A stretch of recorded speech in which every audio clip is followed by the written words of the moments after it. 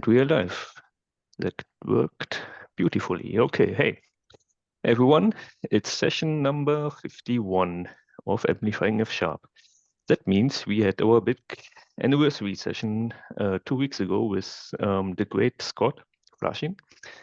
And if you missed it, go and rewatch the video because it was a really nice take on his history with computing and programming languages. And it's always nice to hear some war stories, how it was back in the days compared to today, what's better today, what was better back in the days. And I really enjoyed, and a lot of other people enjoyed as well. So yeah, give it a spin. You won't regret the time spent there. And as always, a little housekeeping. If you also want to do a session with us, here's our join us form. It's pretty straightforward. You have heard it before, or just get in contact with one of us if you're interested. If you are in the position to spend a little bit of money for the F# ecosystem to keep it healthy, our collective is still ongoing, and we would be happy to have some money for some bigger initiatives there. And also there's still the great idea or the great goal of turning Edgar's hair into blue, because that's just a life goal of us, of course. That's basically why we are doing all of this. And last but not least, the F# Essentials lectures had their final session, I think also 2 weeks ago, and they all recorded, and the people participating in it were quite happy. If you missed it, we watched them.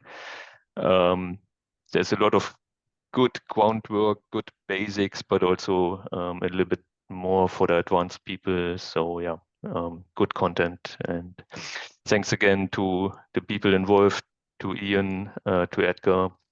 It was really really nice to have all these weeks of content on a steady basis.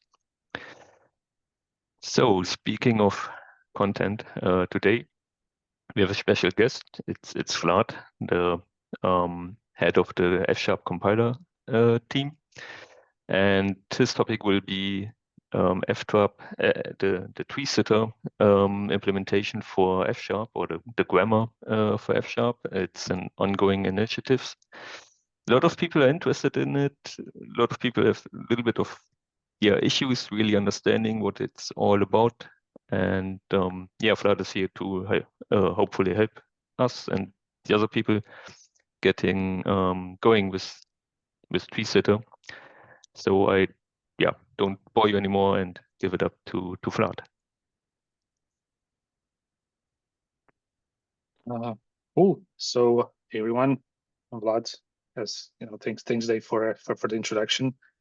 I'm just gonna jump straight into the sharing my screen and just kind of trying to explain what the tree sitter is, and why people use it, and why is it kind of an interesting technology. And if someone has any questions, or like if we have time, we just go dive through maybe some of the how things are implemented, and maybe fixing like some small issue if we find. Let me share my screen. Do tell me if the font is too small, too big.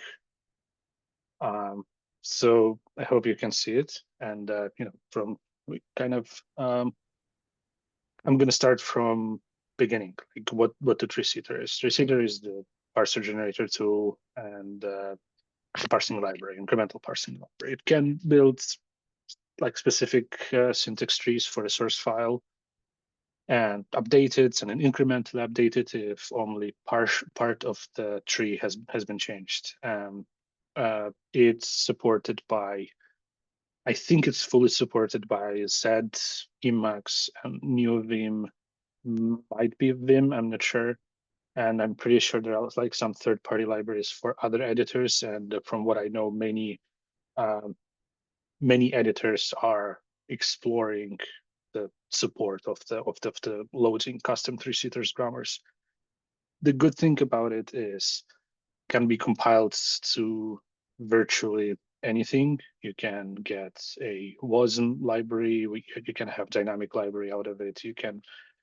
I think you can get the JSON representation of the grammar out of it and use it, whatever, like in your web tooling, in your IDE, in your, pull or merge request UI. It's just up to you.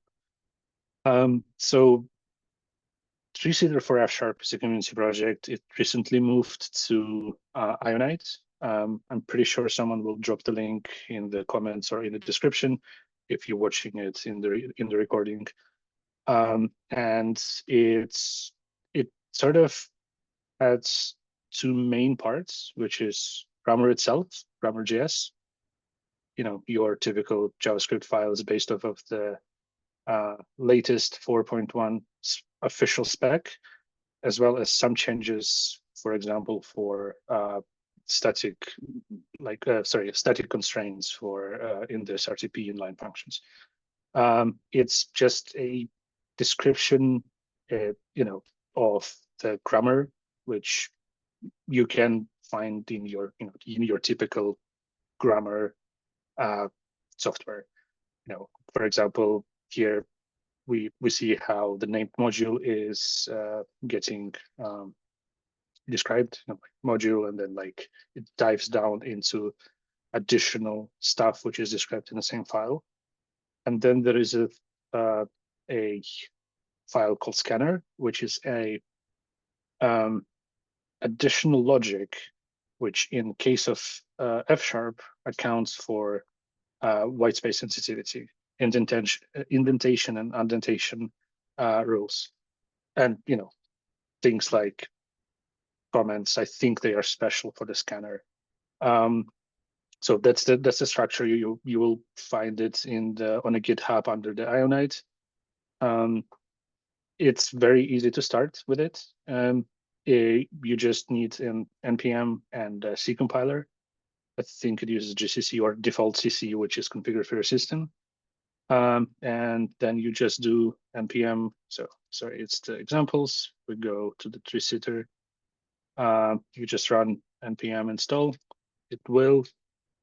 I have everything installed, but it will install all the dependencies and everything it needed.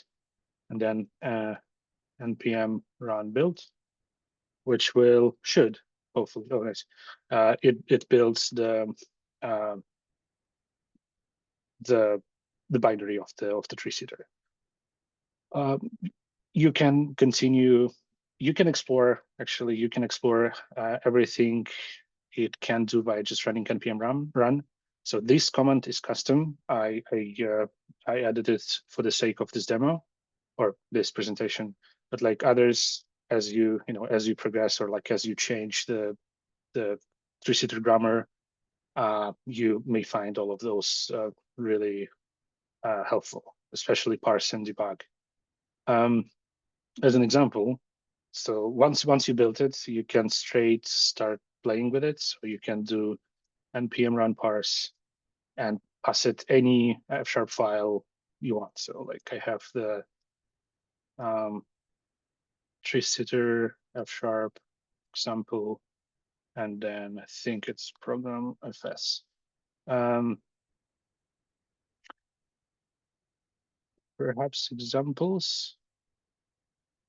Yeah, here we go. So it's going to parse the file, and it's going to output the tree.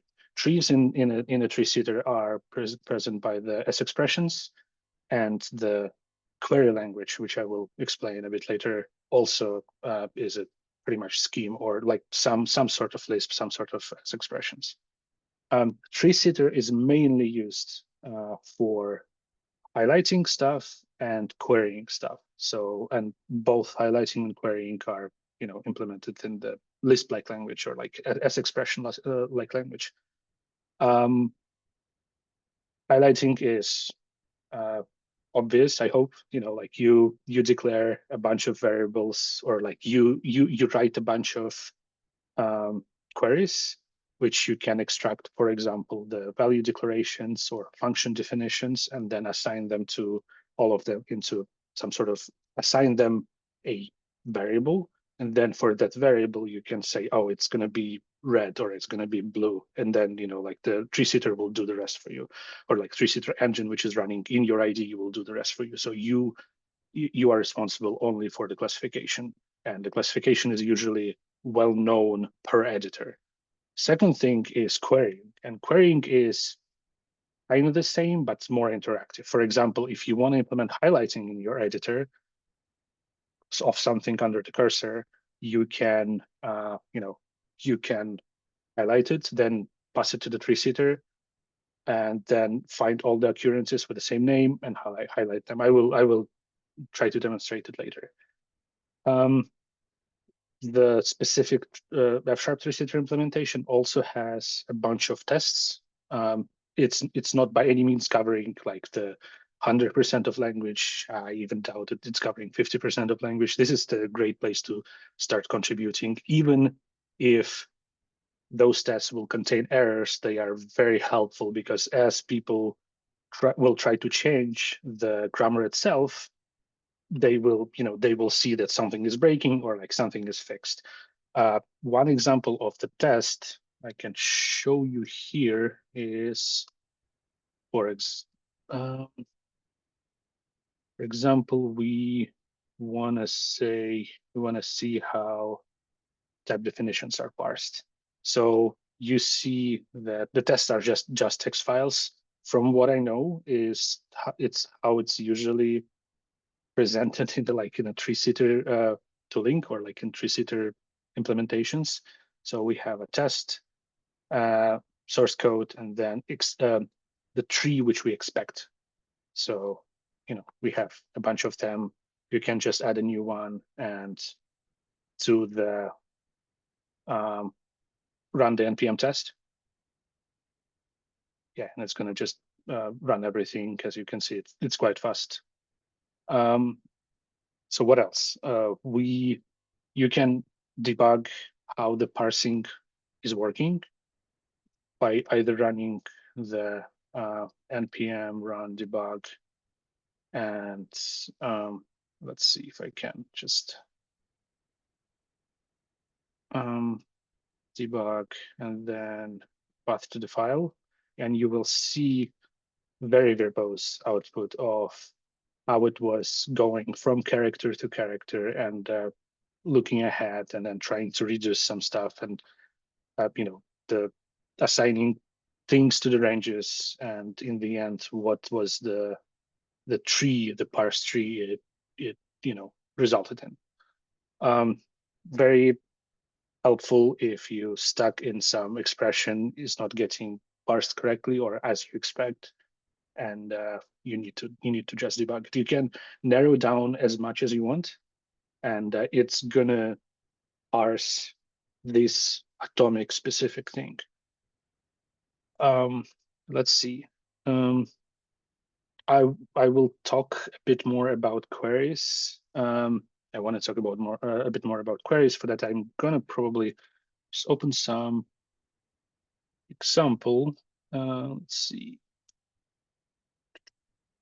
So just your normal F# program, we declare we do a binding, which is a function, and then we call it twice. And let me see. So there is an extension in the VS Code directory, which is called Astronomer.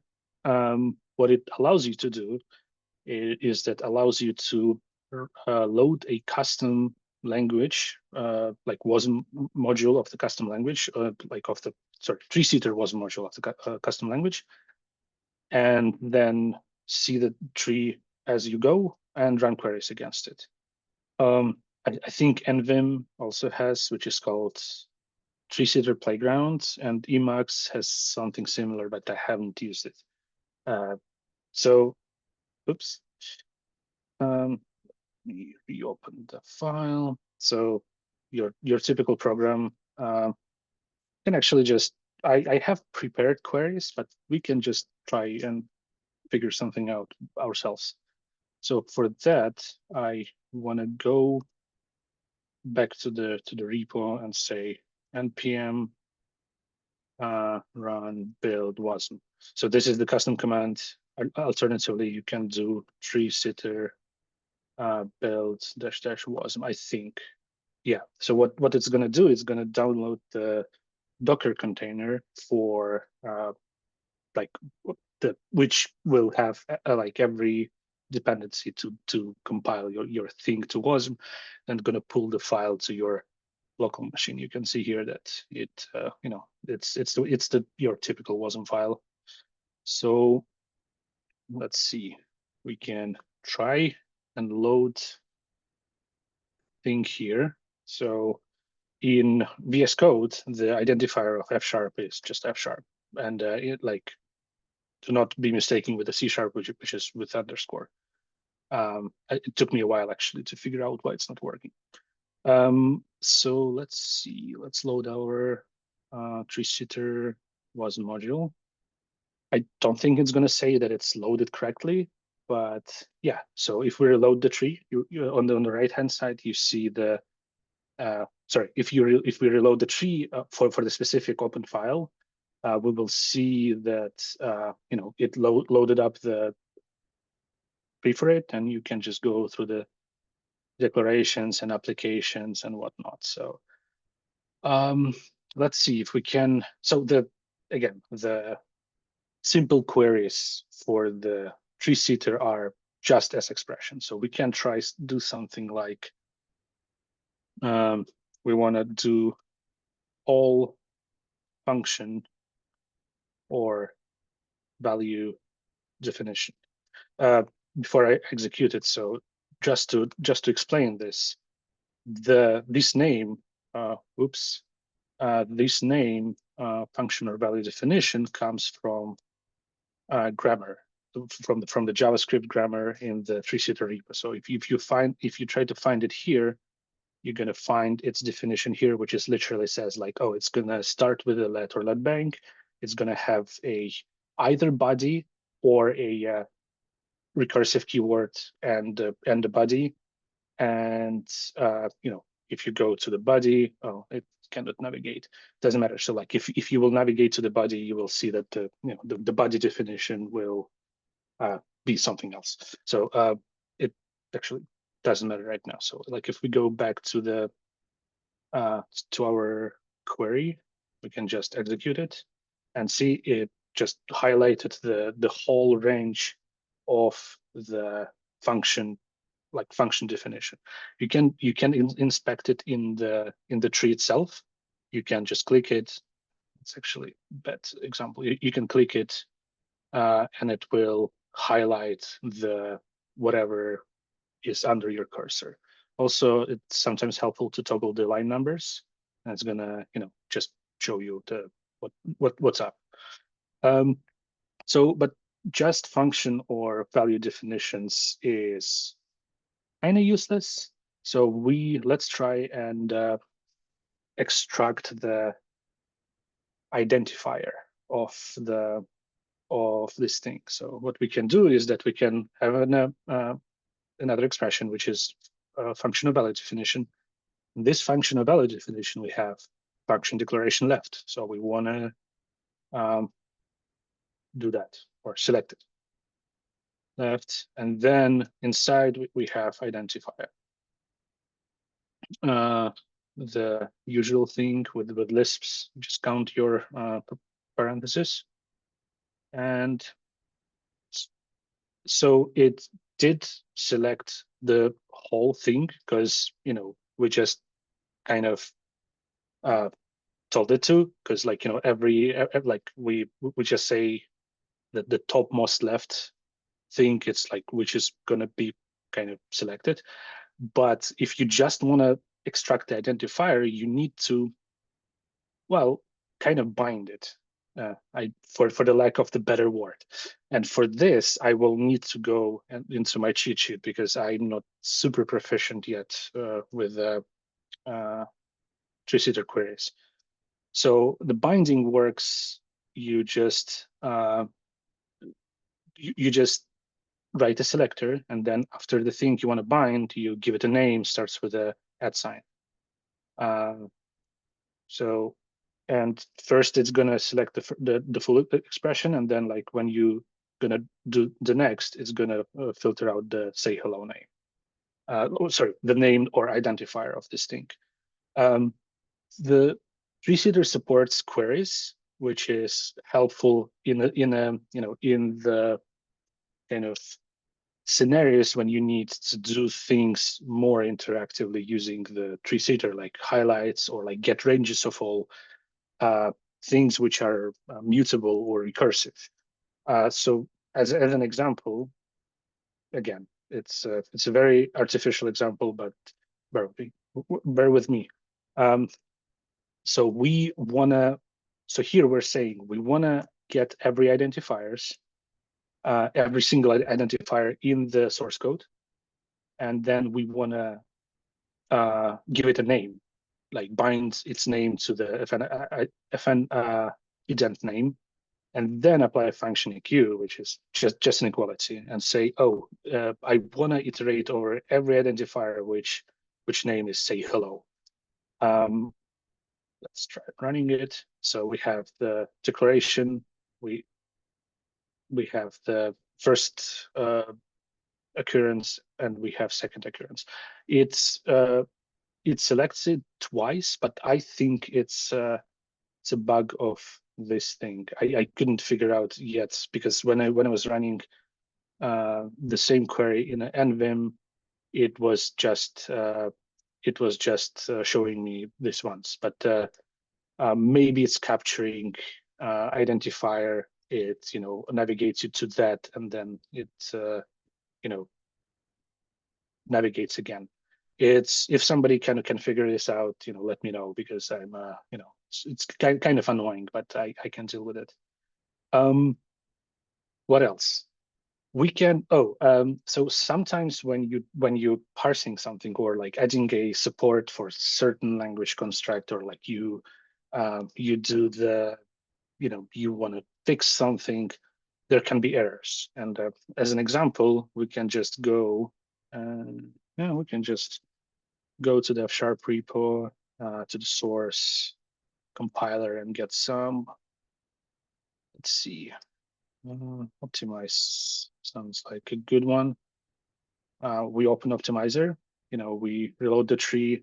We see it's a lovely 4,000 lines file, not the biggest one in the repo, but you can see it was parsed, like it parsed all of them quite quick.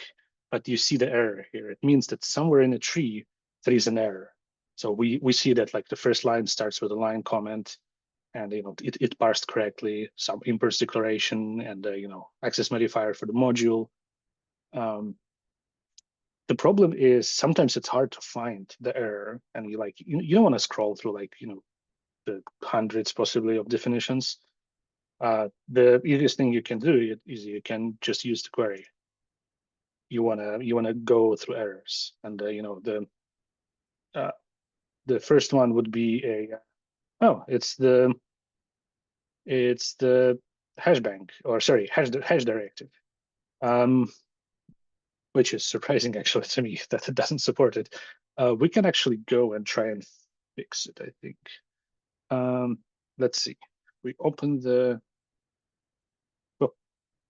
grammar, and so yeah, so we can parse the basic. So like we want to do the basic stuff. We don't want to parse whatever like the different directives into different blocks. But like for now, we as an example, we can parse it into the something which we'll call basic hash directive. Oops.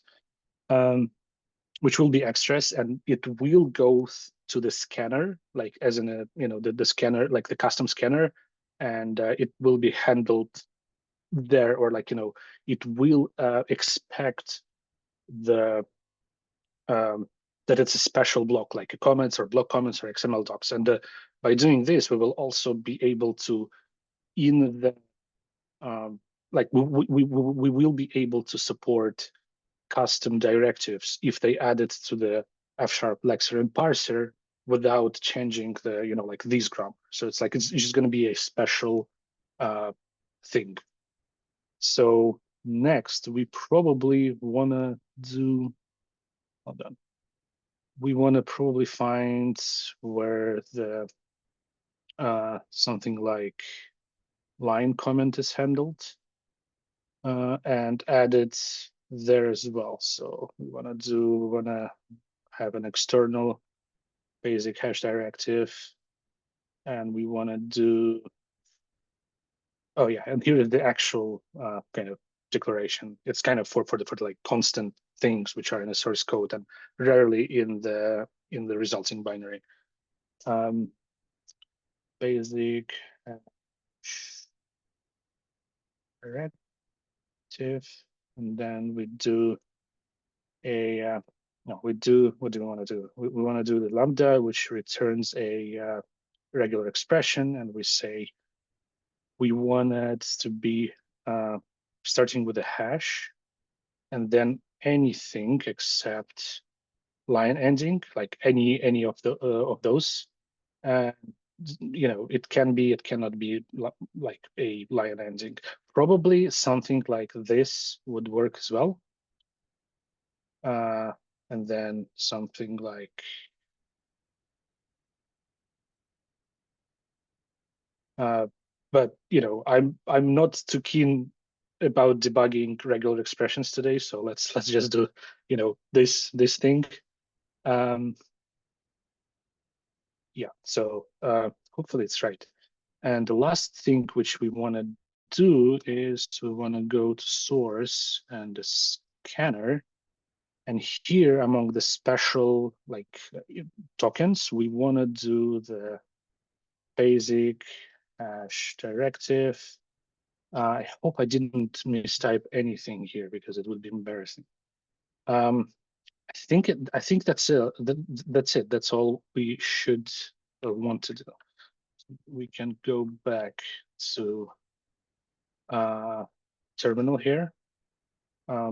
So we have only few things changed. So we're gonna clean the repo, and then we want to do the. I think like it will just populate node modules, which may take a while.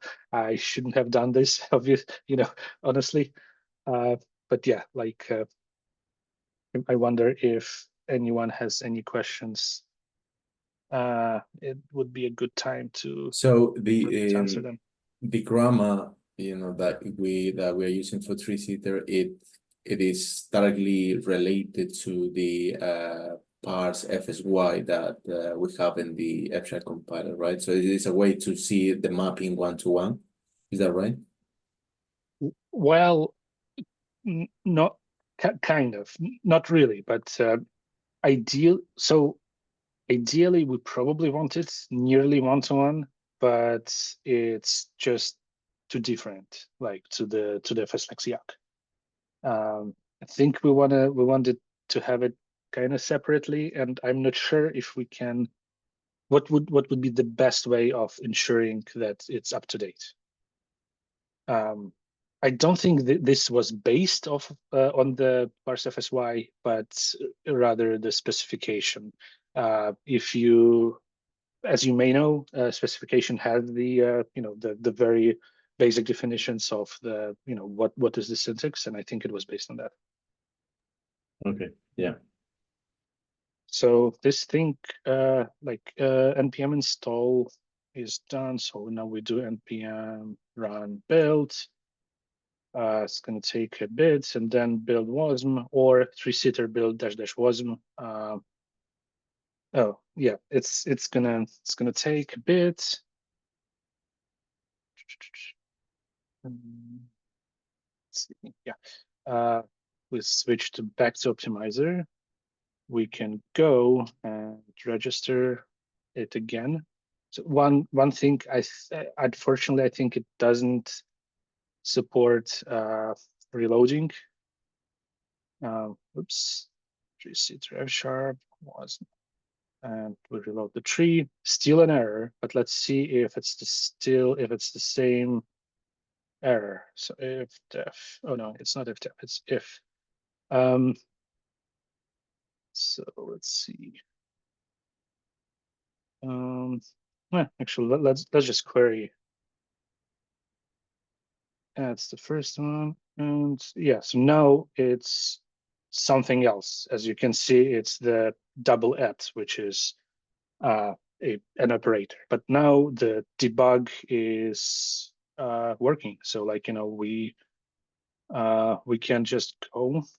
Hopefully it's gonna work, and we're gonna basic hash directive. And yeah, here we go. Like this is kind of was a quick dirty fix. I would like, you know, if done properly, we should have the, you know, the basic directive, which would include the directives like hash line, which is not paired, and a directives like if, else, and if, which are, you know, paired like if it was condition. I wonder if it's like, yeah, so like we have the, you know, expressions here. It would be the same kind of, so like implemented in the same way, but like instead of if, then it will be, you know, hash if, and then, you know, hash if else, and then hash if and if, or something like that. So this is, you know, sorry, it was maybe a bit random explanation of the three-seater, but to kind of recap, the three-seater is a parser generator. It you know, can generate parsers for your language, can be easily compiled to pretty much anything you want, can be loaded and used like using the same interface. It's described on a three-seater website. I think it's at threeseater.org. No, it's let me share it in the chat. It's here, and it can be really helpful for really fast coloring of your source code, because it's kind of fast, and like most of the implementations I've seen, they are, you know, like they can like go through, you know, thousands and thousands of lines like it's nothing, and you know, the rest is up to editor how to color them.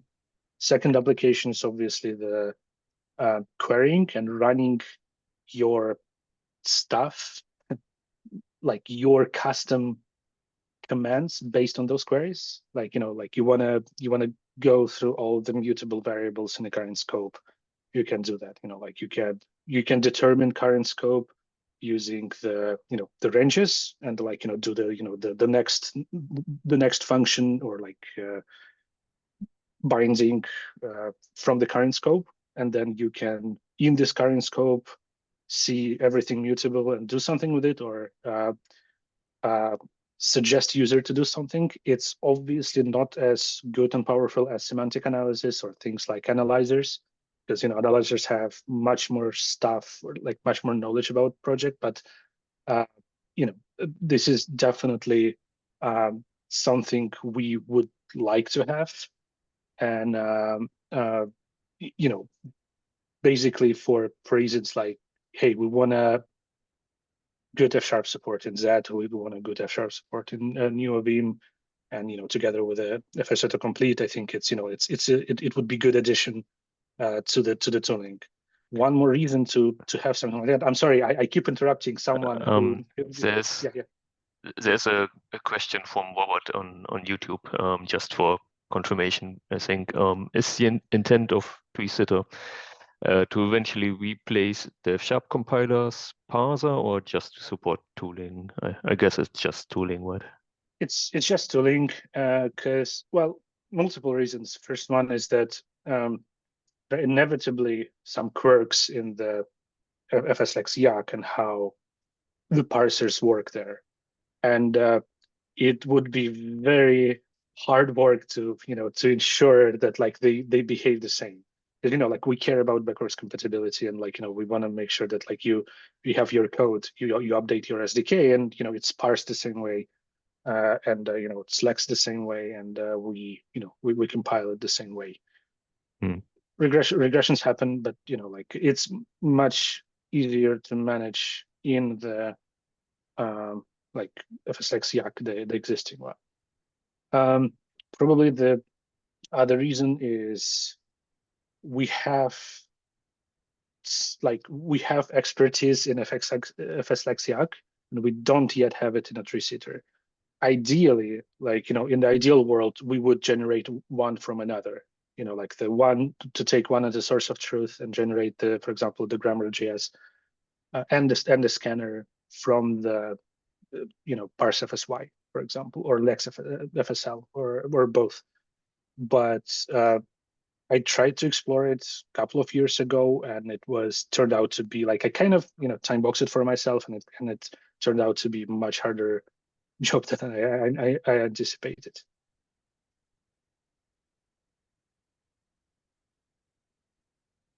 I'm not sure how we are in time, Sorry. but yeah, sorry, go on. For interrupting. I have a question. So right now, like we don't have like a very good support of F# in UVM and NZ. Is that because like for F#, you need to go and implement a custom plugin in UVM and another plugin in Z, but this way we will have like one implementation, and it just like plug and play in these two editors.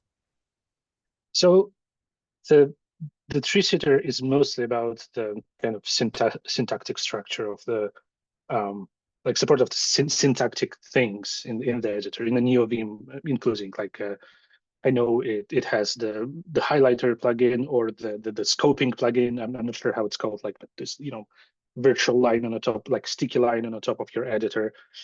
Many languages use the tree-seater for that because it's super fast, and the tree-seater is able to you can see the scopes, or like it can parse files so fast so you can almost immediately show the users the scopes. Another thing is LSP, and there are two sides to that. So like LSP is, in my experience, is very good with the FS autocomplete, but I don't have experience in using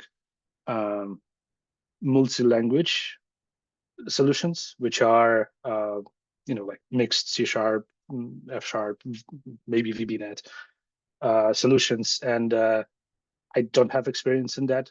However, we do work on moving to LSP in Visual Studio, which will inevitably, like we already work with the Roslyn team for them to kind of open up more multi-language project capabilities, like communicating between two LSPs.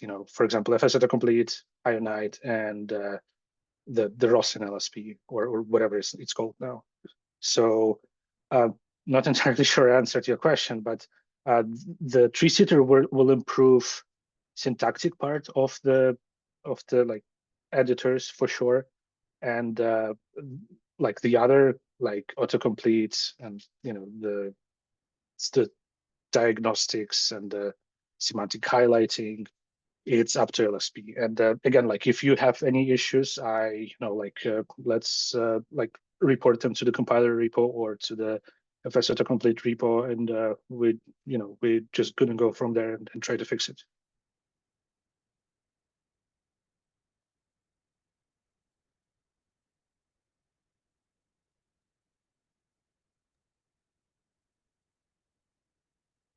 Alrighty.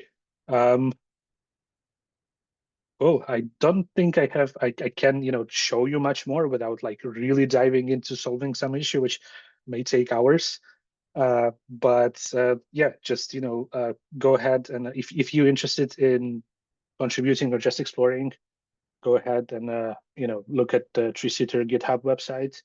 It has a playground for kind of more popular languages, or like the languages which have mature TreeSitter parsers, including JavaScript, Java, C#, Go, TypeScript, even YAML, and you can play there with trees and queries and see see how it works for you.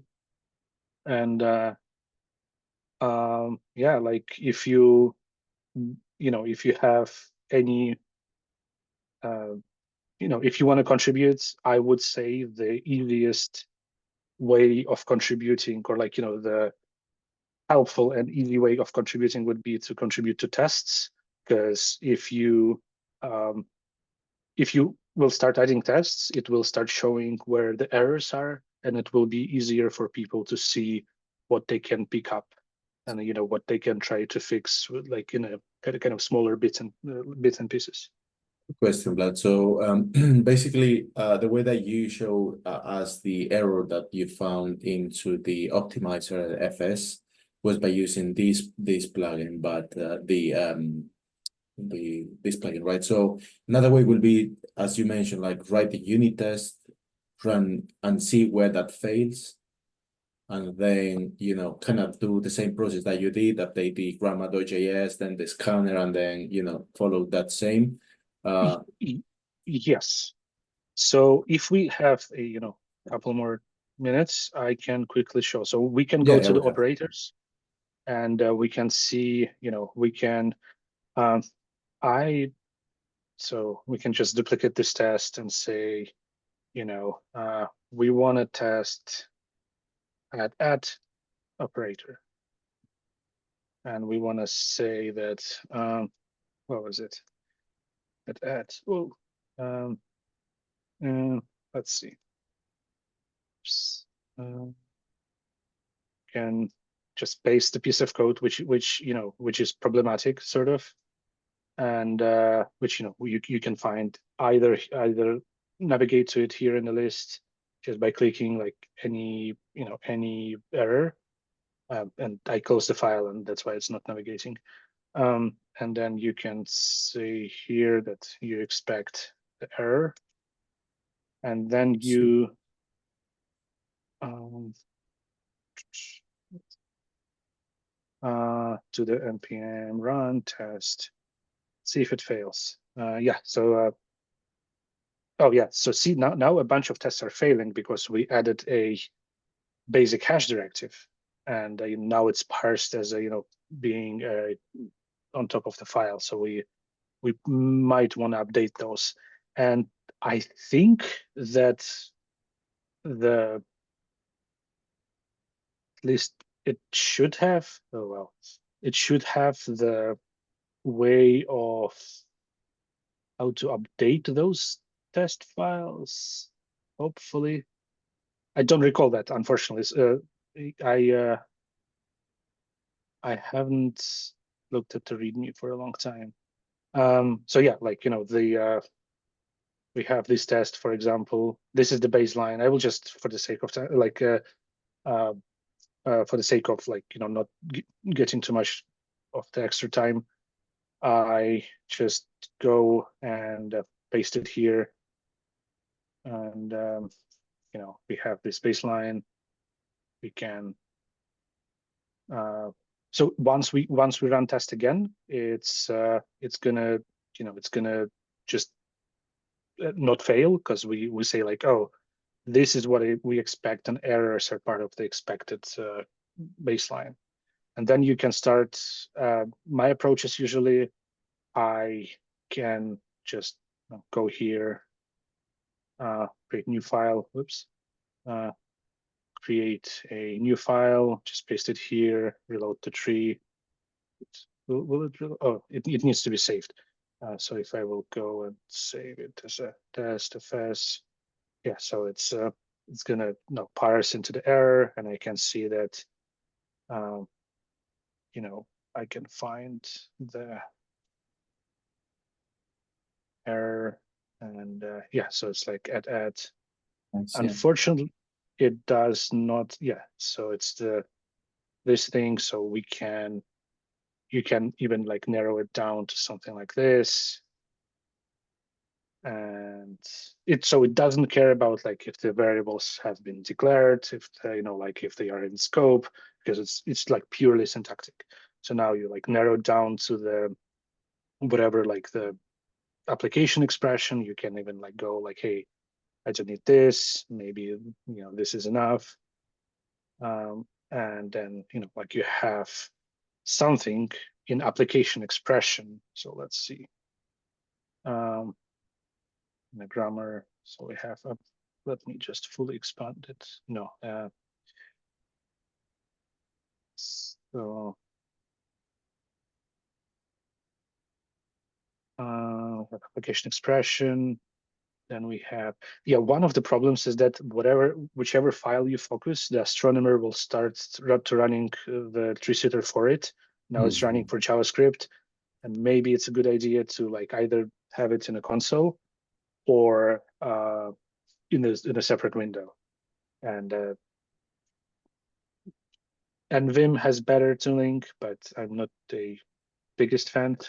So yeah, we have, for example, we have the application expression, we have the long identifier, something which hasn't been parsed, and then long identifier or operation. So which is probably part of the expression itself. Let's see. Probably it couldn't parse something like infix expression. Let's see. What is the infix op? So it's probably the infix op, which is not there. And we can add it, but we should be careful here because it's the kind of, I think it has to be in, order for the operators which have specific precedence. For example, this operator has very special precedence in a F#. So here we can, let's see if we can just try and fix it.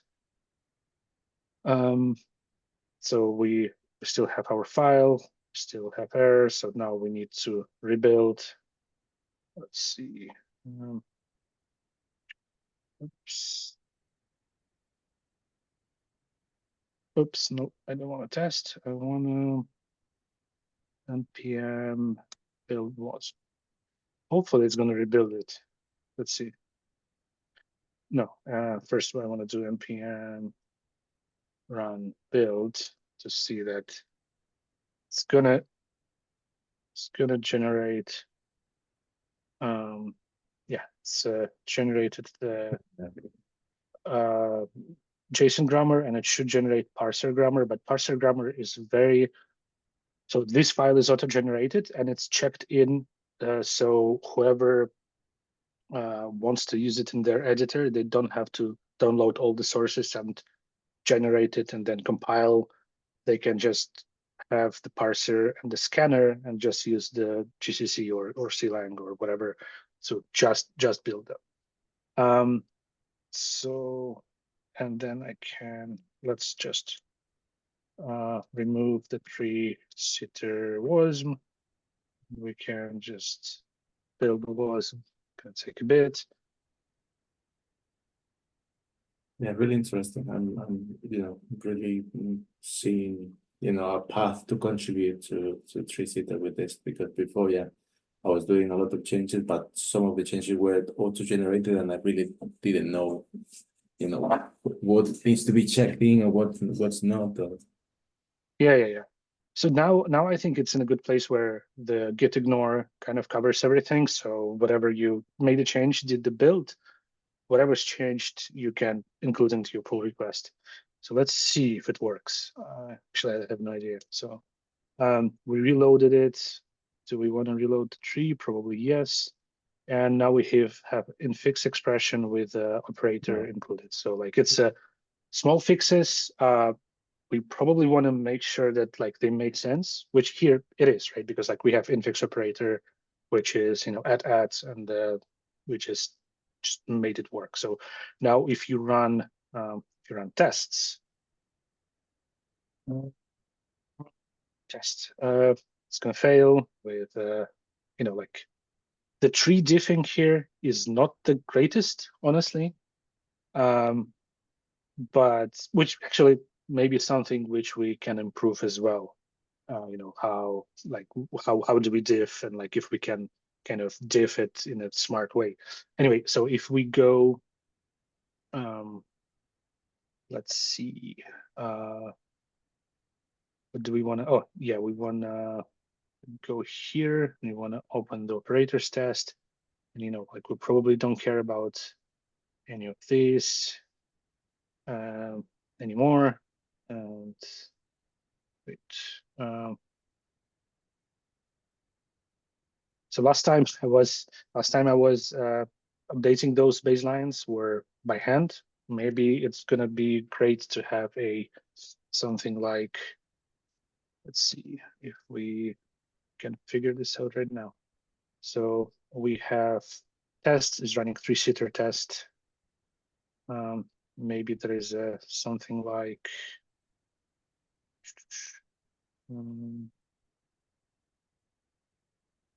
3-seater test, there's help, and then we can, oh yeah, awesome. We can do the update, and it's gonna update the baselines. That's pretty Yes, good. yeah, did it update baselines though? Let's see. Oh yeah, it did. So at least for this one, for sure, it did update it. And yeah, we see like we have the application expression, then infix expression with operator and 2 identifiers. And all this is, by the way, is queryable, as you know, as I was showing before. So you can like as like, you know, since we're kind of experimenting with this, and write query against this and extract the infix operator. So like all the infix operators, like if you just say, you know, this, you can also run the same query, and it's gonna, you know, iterate over them. Yeah, I'm again not sure how we are with time. If you know, if you want to experiment with something, or you know, go through questions if anyone has any, be happy to. I think we're just seeing some excitement on YouTube. Like, you know, thank you for, you know, tackling this, explaining more about 3-seater, because lately, the new editors, there are, you know, everyone is like talking about 3-seater and all of these new editors. So at least there is a path, a way for the F# community to contribute to this library that is now on Ionide. And, you know, if you want to see the tooling improve more than it is actually good now, so yeah, please do that. Yeah, so probably one thing I can kind of maybe show a bit is how things like highlighting works, but I won't be able to demo it in the editor because I don't know how to do this in the VS Code. But on the NVim NeoVim 3-seater has a huge 3-seater queries kind of database, and which which is hosted here. And for example, we can take something like OCaml, for example, and see how the highlights work. So if you will, let me just copy paste it here. I'll go here and do this. Oops. Let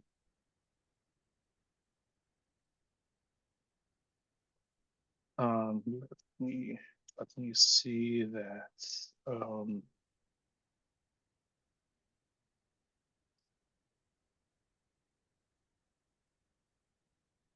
So this is pretty much a kind of, so you, as I said before, everything in a tree sitter is a query. And what you can do here is that we can, so all of the selectors, the type constructor or the class name or the constructor name or the value pattern, are the things which you see in grammar, like infix op or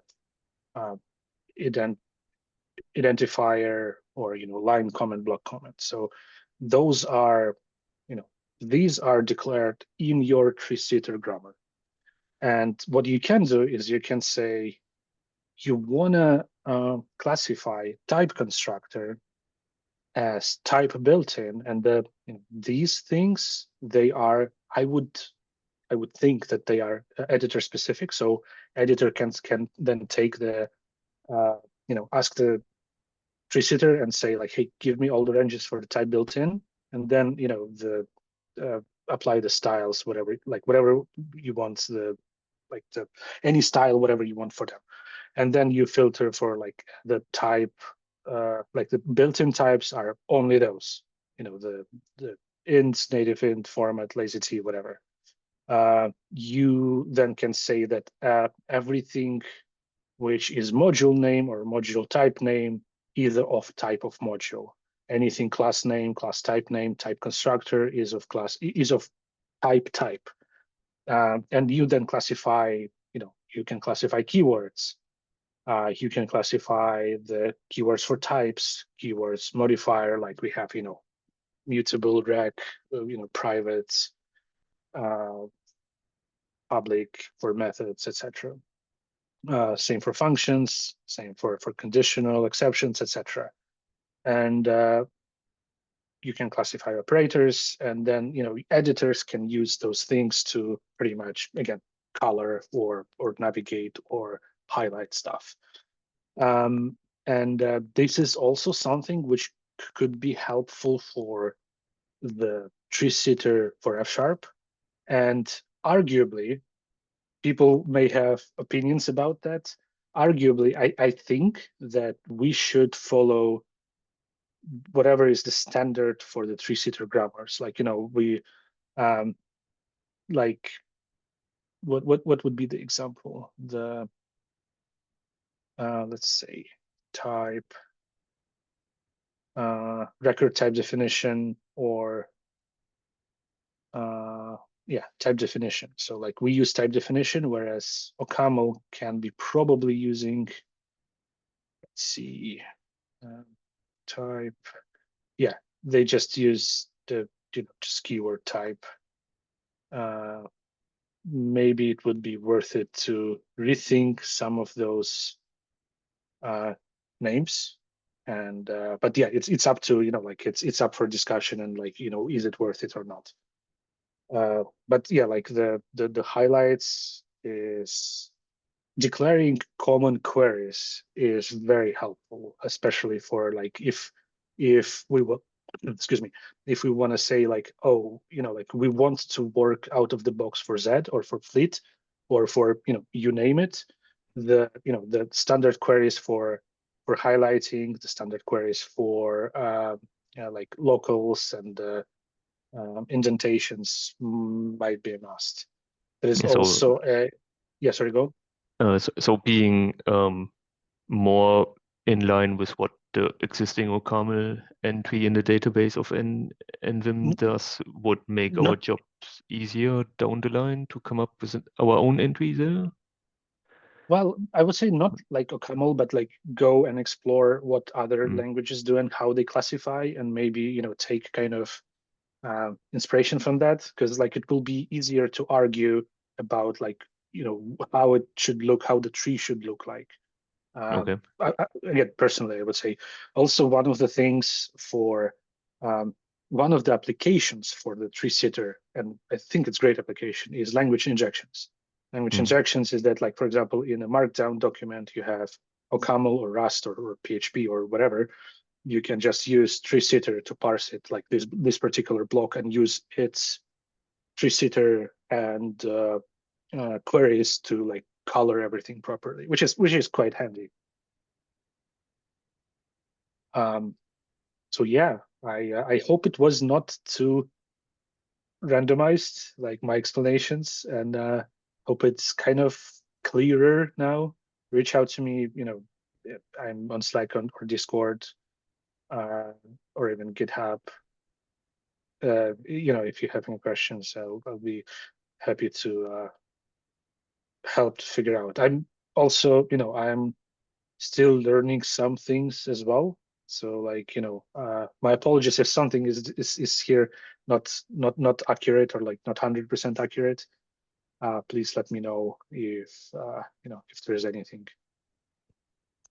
Yeah, great.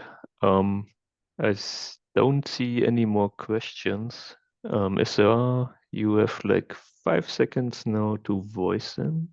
I have a question. Okay. Yeah. So as a first contributor, like, is there a guideline? You said like maybe you should start writing tests, but like I'm thinking like what should I write tests about? Should I like run the tree sitter on the F# compiler project and see if there's any errors and like add them as a tests, or how For would you sure, approach like that? F# compiler is a good code base. However, I can see you might have problem with how big some files are. Mhm. And like unfortunately, or historically, we have files which are like thousands and thousands of lines. And sometimes it will be easy to narrow down the issue, like we saw with double add or the hash debug. Sometimes it could be that you have a file which starts with error and everything inside is error as well. And narrowing this down might be a bit hard, but like I would start with trying to go and go to F# code bases and like maybe take their tests, maybe take parts of their source code, just put it into the test or like put it into the debug. I'm not sure if you were joining from the beginning. I think so, but like you can do the oops. No, I don't want that. So if you go tree sitter parse hd, even without d, like you can parse and then you can go and do any file. Let's see, testfs. You will see what it gives you, right? And you can then decide to say like, oh, like there are no errors here, so I can maybe expand it a bit to see, like what if I add, like the test one is a very small one. It's like these. What if I add, module foo, and then, go and try to reparse it? It's like, okay, I have an error. So now like I can probably get rid of these and see, like probably also it helps if like to kind of try to test on a working F# code. So, like you like that it's permitted to have such F# codes, like the calling thing inside of the module.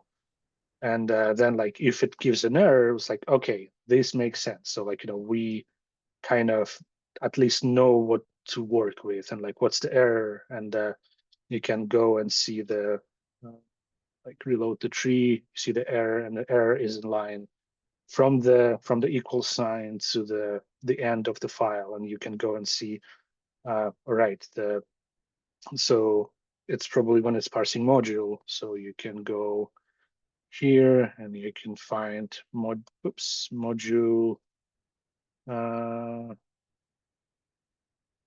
module element. No, what was it? Named module. Yes. You can go and see it's named module. It parses the module, so you can see. Whoops! You can see here that it parses the module, parses the long identifier, parses the identifier, so it's full, and then it can't do anything. So it's something which module includes, something which includes the module, because like it was successfully parsing the name, and it's either failed to repeat the module element. So it's either module element or the top level, the very top level, which is file, and then it parses the module but fails to parse something which is here, which might be expected, right? Like you don't want to, like, it's not correct. Like you cannot have, like, for example, you cannot have application in a module, or like, you cannot call the operators. So yeah, sorry, I talked too much, but TLDR is take existing code, which is, there is a high probability it's working already, which is why the existing code basis is great. You can paste it to here and play it in the astronomer, or like you can save it to file and then give the tree-sitter parse a go, see what's wrong, and like you can query for like because it's well known in the F# tree-sitter grammar, and you see in the files you can see the exact range of like what's going on, and then like you can narrow it down. You can create a test case and maybe even create an issue in the repo saying like, oh, here's the code which is perfectly valid, but it fails to parse. We need to work on it. Yeah, it could be even, any script that you have somewhere, there. I have a lot of scripts when I was learning F#, so you can just, take that and see how that works. I would definitely use it. Yeah, sorry. Do you recommend like maybe like trying out like the test examples that we have in the F# compiler repository, and like try to see if all of them work with You the mean tree like sitter? example? What do you mean? Like Like I saw some examples in the F# compiler, like we have tests for that compiler, right? Yeah, we can like one of I know what you mean. So certainly you can, like, for example, we have a bunch of tests, resources which we use as a just, for example, there's some for units of measure, and we want to do we can go like copy this because like those like kind of, they are probably fine, and unless it's testing syntax, which is probably, it will be easy to figure out from the path which they belong to. Yeah, you can go and to here. It's a long path. Tree-sitter F#, and can do this. Yeah, see, there is some error, and it's in oh, that's surprising. So like it failed to parse a float for whatever reason. So yeah, it's like it's kind of and you can then just get rid of this And for minimize, now. like get the minimum Yeah, amount of code. Okay. exactly. Yeah, that makes And sense. then yeah, here's like singular error, and then you can go like further. You can just do this and see, hey, does it work? Oh, it doesn't work either. So yeah, what's going on here? And you can go and actually see what is the infix. So what is like what the file is getting parsed into, and then like what would this error be? Makes sense. And yeah, like it's either some existing declaration. Oh, I think I broke something. No, some existing declaration here missing some something. It sounds, sorry, sounds very vague, but like it's either like we saw with this guy, right? So Yeah. where is it? So it was just missing from the infix operators. Maybe it's missing. Maybe like this regular expression is not Correct. right. Yeah, yeah. Exactly. Makes sense. And or it might be missing the whole new sorry, missing the things like this basic hash directive, right? Like the whole new element, which which kind of we just never did it. And regarding the rules of parsing, it's in this. Yeah, this is something I did mention regarding the rules of parsing.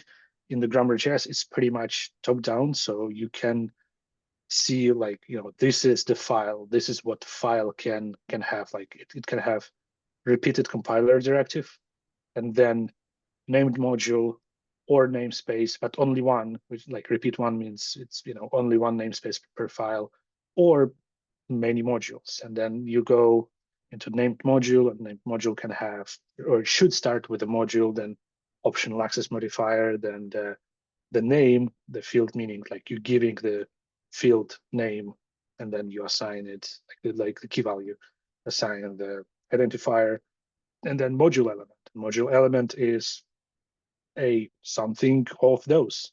It's value declaration, module definition, abbreviation, imports, compiler directives again, FSI directives. This is weird actually, and expressions. And expression is the kind of funny one, because it's huge. It can be like any of those things. So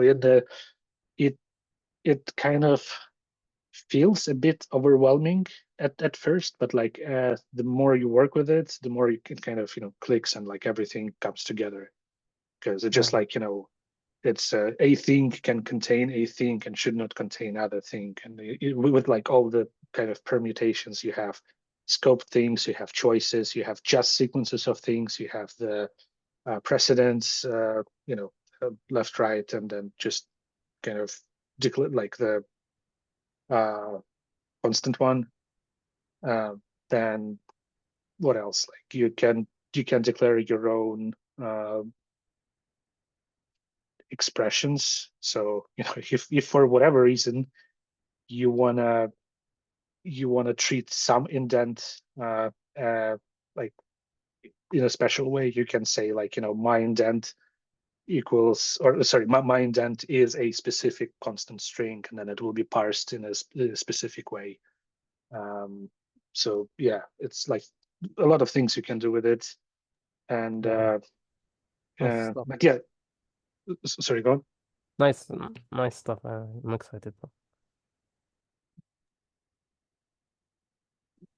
Yeah, I think this is exciting. Parser things. Yeah, I think you can go to the repo. Like one of the things, the tree-seeder iodide repo, there are some closed pull requests. It's not many of them, it's like 30 or so, but also some of them are just bumping of the packages. But you also can see that like there are some fixes, like yeah, like the one, I think the first one I did as we released F#7. So this one, just adding the support for the new kind of newish syntax for the SRTP type parameters, which is single tick instead of the hat. And you can see that like how Grammar.js changed, and kind of gives you a good understanding, like what's the what are the smaller fixes you can make, and how they how they work, and how to introduce like new variable or like new type of the things you want to parse, like introduce the trait member constraint. Yeah, so and yeah, to like reach out to me or like people from Amplifying F#, if you want any help in the contributions, be happy to. Yeah, thanks a lot. All right.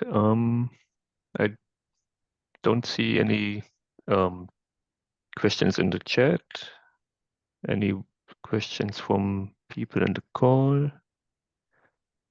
No. Okay. Yeah. Thanks, Vlad. That was a really nice session, nice introduction. I'm pretty sure we will see some more interaction, some more help now in the repo. And yeah, with that, I would wrap it up and end the live stream.